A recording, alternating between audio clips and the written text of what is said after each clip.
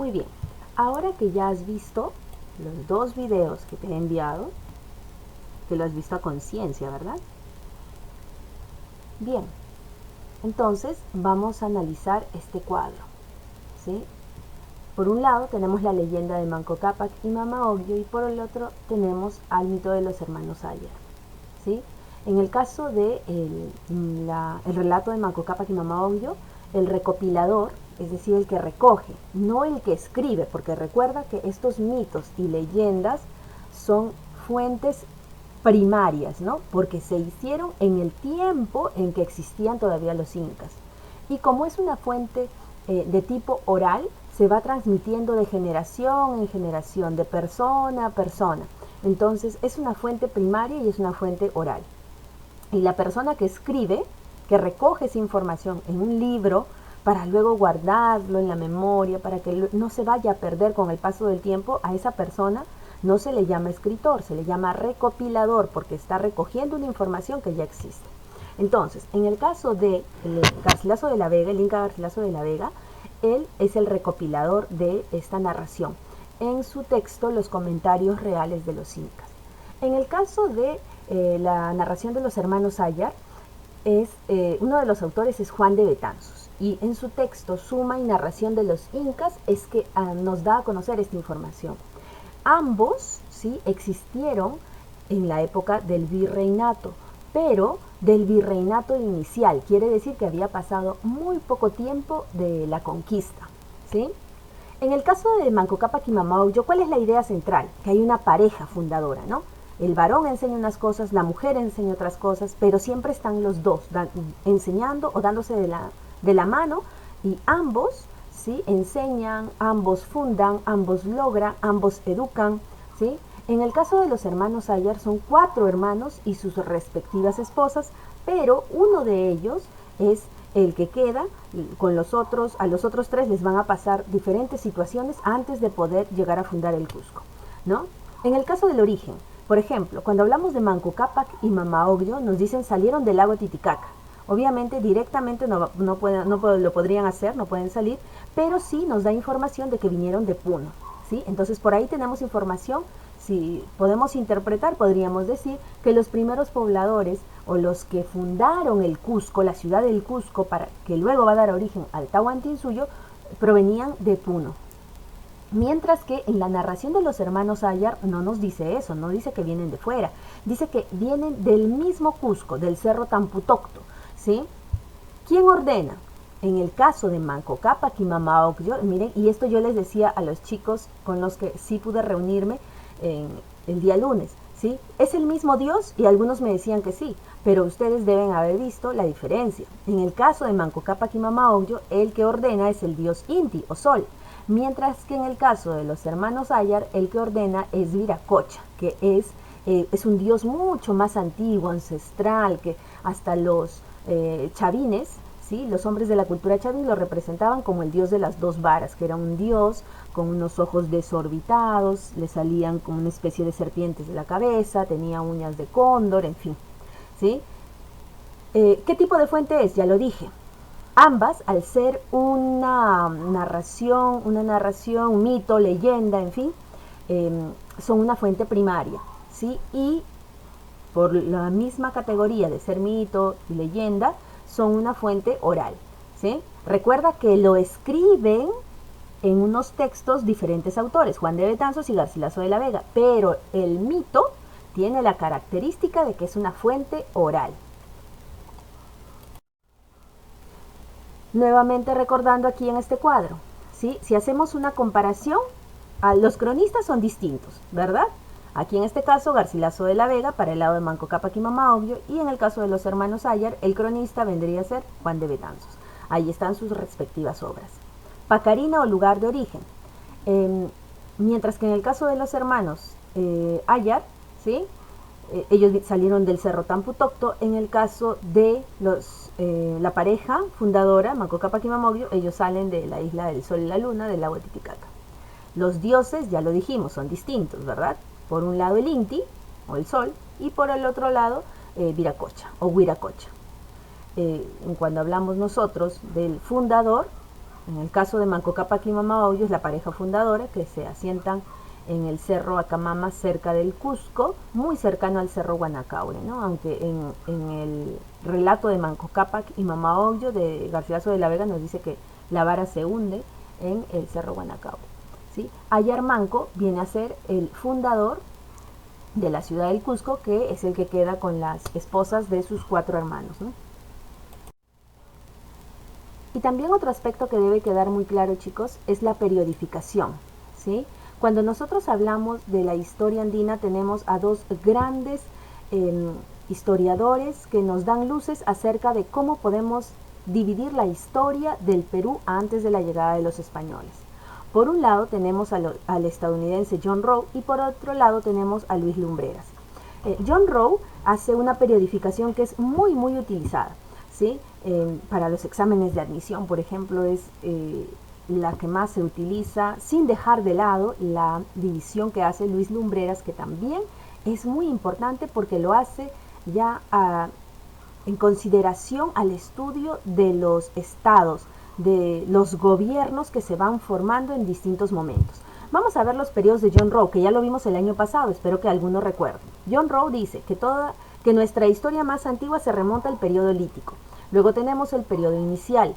Luego tenemos el horizonte temprano. Aquí aparece la cultura chavín. En el intermedio temprano desaparece Chavín, pero aparecen otras culturas como Lima, Paracas, en fin, Nazca. En el horizonte medio tenemos a una cultura importante, o a dos, perdón. Tenemos a Huari y a Tiahuanaco. En el intermedio tardío desaparecen estos imperios, Huari y Tiahuanaco, y aparecen otros reinos chicos, ¿sí? Que luego van a dar origen a otro más grande. Aquí aparecen, por ejemplo, en el intermedio tardío los chancas, está la cultura Ichma aquí en Lima, ¿sí? También podremos encontrar la cultura Chimú, porque Moche ya se había desarrollado en el intermedio temprano. Y finalmente, en el horizonte tardío encontramos a los incas. Esa es la división de John Rowe. La división de Luis Lumbreras es muy similar, mientras que John Rowe llama lítico o edad de piedra, porque lítico viene de piedra. Lumbreras le va a llamar a ese periodo el precerámico. El periodo inicial que llama John Rowe, Luis Lumbreras le llama arcaico. El horizonte temprano, donde se desarrolló Chavín, acuérdate, es el formativo. En el intermedio temprano, que llamaba John Rowe, Lumbreras le llama desarrollos regionales, ¿sí? Porque en distintas regiones se van desarrollando culturas. En el horizonte medio, él le llama imperio Huari, ¿sí? Porque Huari era el gobierno más poderoso de su tiempo, ¿sí? Y además Huari fue el gobierno que más duración tuvo en años en nuestro país, más que los incas inclusive. Luego le llama a estados regionales al siguiente periodo y al último periodo antes de los españoles le llama imperio de los incas.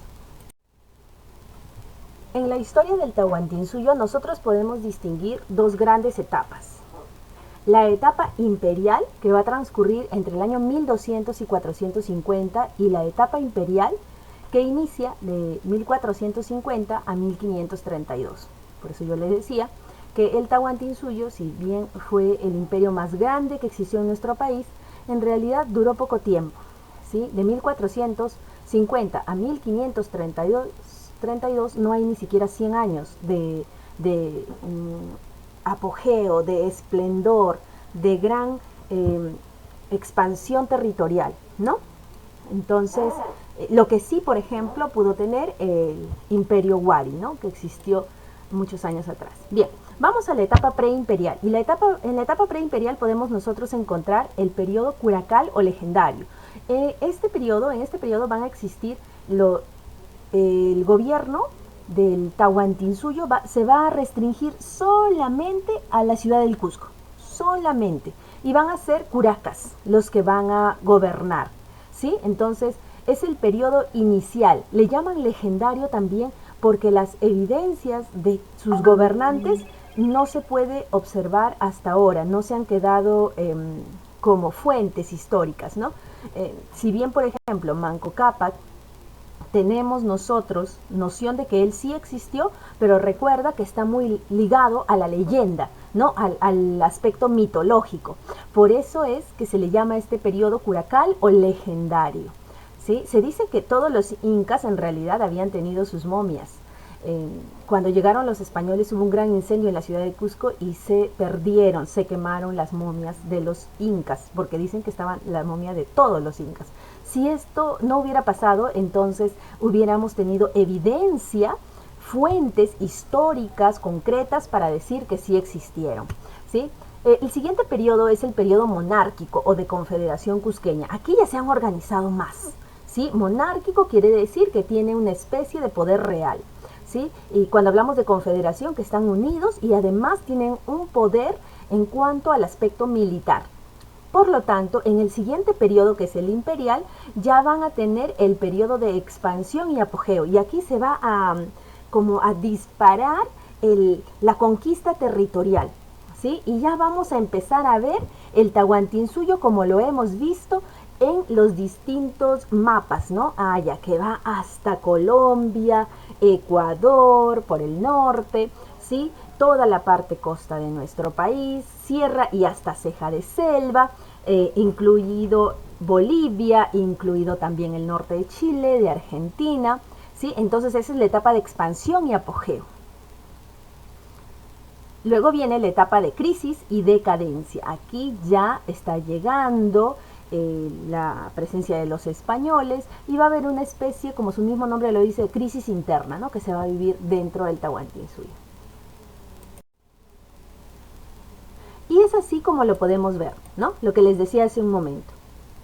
Llega a su máxima expansión, pero es en el periodo final de la existencia del Tahuantinsuyo. Lamentablemente la crisis y la llegada de los españoles detuvieron ese periodo de esplendor y no dejó pues que pueda sobrevivir con por más años, por más tiempo y que puedan haber más logros. Lamentablemente este logro se detuvo. Algo que también quería compartir con ustedes es la existencia de dos dinastías incaicas. Es decir, a todos los gobernantes del Tahuantinsuyo los podemos dividir en dos grandes grupos o dinastías, ¿sí? Aquellas que se ubicaron en el Bajo Cusco son las llamadas del Urín Cusco. Aquellas que se ubicaron en el Anan Cusco se refieren al Alto Cusco.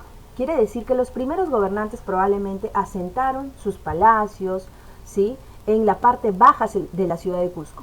Y los gobernantes relacionados a la expansión, al esplendor, van a hacer sus construcciones en la parte alta de la ciudad de Cusco, ¿sí? Entonces, en el caso de la dinastía Urín Cusco vamos a encontrar a los incas más antiguos. Por ejemplo, Manco Cápac, que significa jefe poderoso. A Sinchi Roca, que significa demasiado poderoso. No olvidemos también que Sinchi significa soldado, guerrero, ¿no?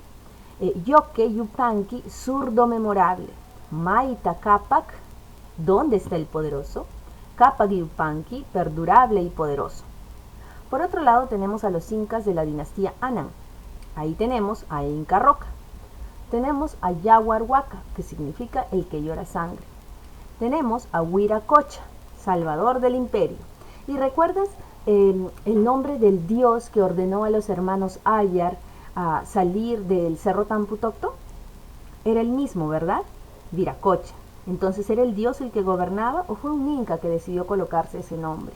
Y si lo hizo, ¿por qué se colocó justamente el nombre de ese dios? ¿Con qué intención? ¿Verdad? También lo vamos a estudiar.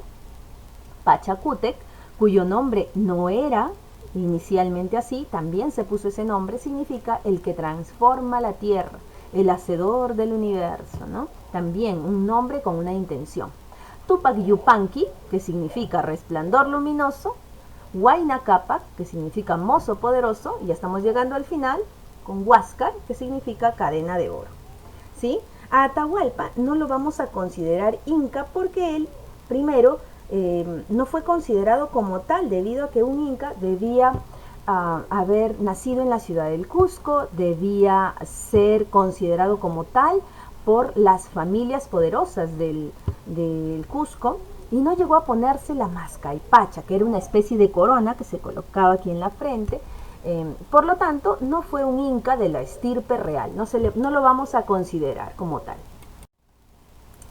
Bien, entonces ya vamos a las actividades a realizar. ¿Qué vamos a hacer el día de hoy?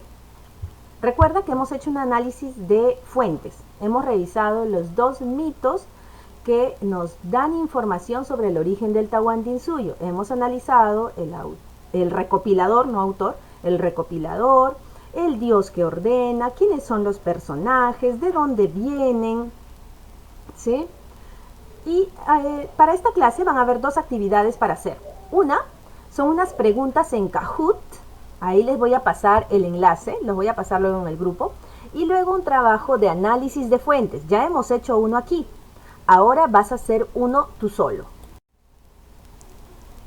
Bien, chicos, vamos ahora sí a la actividad del día de hoy. ¿Sí? Ya hemos hecho un análisis de fuentes juntos. ¿Qué hemos analizado? Tradiciones orales. En este caso han sido las tradiciones orales, el mito de los hermanos Ayar y la leyenda de Manco Cápac y Mama Ocllo, ¿verdad? Entonces ya nos queda claro qué cosa es una tradición oral, ¿sí? Es una, como su mismo nombre lo dice, es una tradición, es una narración que se va transmitiendo de generación en generación y lo que quiere es contarnos, compartirnos una información sobre un determinado hecho, en este caso sobre el origen del Tahuantinsuyo, ¿sí? Mientras que una pictografía es el análisis de un dibujo, ¿sí? En este caso el análisis del dibujo que vamos a hacer es de este que estamos observando, ¿sí? Se ha extraído de un quero, ¿sí? Un quero de la época del Tahuantinsuyo. Entonces, respondiendo a las preguntas, ¿qué tipo de fuente sería? ¿Primaria o secundaria? Primaria, ¿verdad? Porque fue hecha en el tiempo en que ocurrieron los hechos, cuando existían los incas. Ahora, ¿qué tipo de fuente vendría a ser según la otra división? Monumental, material, oral o audiovisual. Oral no puede ser, no es un mito o una leyenda, es un objeto. Puede ser audiovisual, no, porque lo audiovisual era propio de la sociedad moderna. Puede ser una fuente escrita, no, porque no es ningún lenguaje. Lo único que puede ser es una fuente monumental, ¿no? Porque es un objeto que se puede trasladar, en fin. Y lo que estamos viendo acá, miren ustedes, al lado del quero, es lo que se ha dibujado en el quero. Y ahí vemos a Manco Cápac y a Mama Ocllo. Observa, ¿sí?, la imagen de Manco Cápac y de Mama Ocllo. ¿Cómo podemos saber que es Mama Ocllo? Fíjate en la cabeza, en el tocado que tiene Mama Ocllo, ¿sí? Tiene una especie de velo que cubre su cabello, ¿sí? Y tenemos también Manco Cápac va siempre adelante, ¿no? Símbolo de que él es más importante. Y en el medio de los dos está el dios Sol.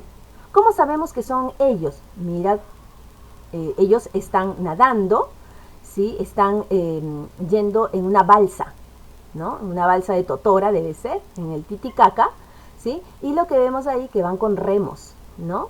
Hasta podemos ver un ave, mira, frente a Manco Cápac, ¿sí? Entonces son definitivamente ellos, ¿no? Bueno, entonces, vamos a ver las ventajas de estudiar una tradición oral. Imagínate tú que eres un historiador, ¿ya? Y como historiador de segundo año de secundaria, vas a hacer un informe de cuáles son las ventajas de recurrir a una tradición oral, ¿sí? Recuerda que la tradición oral siempre va a transmitir lo que desde un inicio ha querido llegar a transmitir. En este caso, el origen del Tahuantinsuyo, cómo se formó, ¿sí? ¿Y cuál podría ser, por ejemplo, una desventaja? Recuerda que acá te voy a decir algunas, pero luego tú vas a tener que agregar otras. Una desventaja, acuérdate qué pasa con esto del teléfono malogrado. Yo empiezo una información dándole a una persona, pero cuando éste le da una y a otra y a otra y a otra, al final un poco que se van mezclando un poco las interpretaciones de cada una de esas personas, ¿no? Entonces esa podría ser tal vez una desventaja. Obviamente tú lo que vas a hacer es aumentar otras más. En una pictografía, es decir, un dibujo como la de este quero, ¿cuál puede ser una ventaja?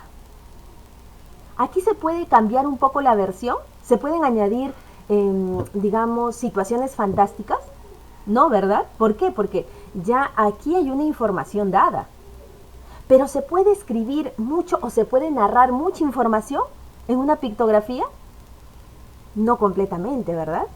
Entonces, ahí encontramos ventajas y desventajas. ¿Qué podría pasar con con un quiero como este, por ejemplo, con el paso del tiempo.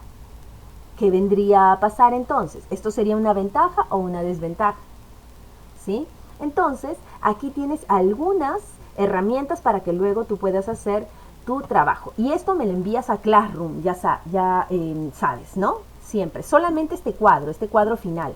Solamente los estudiantes que están observando el video de manera responsable son los que no me van a preguntar, profesora, ¿cuál es la tarea? No, porque ellos han visto el video y en estos momentos están comprendiendo que la tarea es solamente este cuadro. Luego de elaborar tu actividad, es decir, tu cuadro, lo que vas a hacer es evaluar tu trabajo, ¿sí? Si lo has logrado, si estás en camino a lograrlo o si ya lo has logrado, excelente. He identificado las tradiciones orales que nos hablan del origen del Tahuantinsuyo, ¿lo has logrado? ¿Sí? Sé sincero contigo mismo, porque luego cuando yo evalúe tu actividad me voy a dar cuenta si estás siendo sincero o no, se va a notar en tus respuestas. Cuando puedas sustentar bien una tradición oral, mito o leyenda, que acuérdate, en este caso hemos analizado mito y leyenda de el origen del Tahuantinsuyo. Las dos narraciones, ¿sí? Hermano Sayar y Manco Cápac y Mama Oglio, ¿sí? He identificado las ventajas de una tradición oral, mitos, leyenda, que se transmite de generación en generación. Identifico las ventajas de un pictograma. Por otro lado, identifico la ventaja o desventajas de tradición oral, identifico la desventaja o desventajas de un pictograma. Entonces, en cada una hay la evaluación de ventajas y desventajas. Por un lado de las tradiciones orales, acuérdate, mito y leyenda, y por el otro lado del pictograma, ¿sí? Entonces, muchachos, esas son las actividades a realizar el día de hoy. ¿Me tienes que enviar este cuadro? No necesariamente, pero sí el cuadro de la comparación entre una tradición oral y una pictografía, ¿sí? Bueno, chicos, entonces eso ha sido la clase del día de hoy. No te olvides responder a las preguntas de Kahoot y también enviar tu cuadro comparativo, ¿sí? Recuerda que no solamente voy a recoger la información que dice la profesora, porque yo sé muy bien la información que les estoy dando. Ustedes tienen que analizar otras más, ¿sí? Entonces, profesora, ¿qué hago? ¿Busco en el internet? No, tú mismo ponte a reflexionar, tú mismo con tus propias palabras, porque se nota cuando un estudiante saca información directa del internet y no son sus propios recursos, ¿sí? Entonces, cuando yo me toque evaluar, si identificó o no identificó, voy a poner que no identificó porque no son sus palabras, son las palabras de un historiador probablemente, de un investigador, pero no de mi estudiante. Mi estudiante lo va a tener que hacer solo y va a poder escribir utilizando sus recursos verbales. Muy bien, nos vemos entonces la siguiente clase, chicos.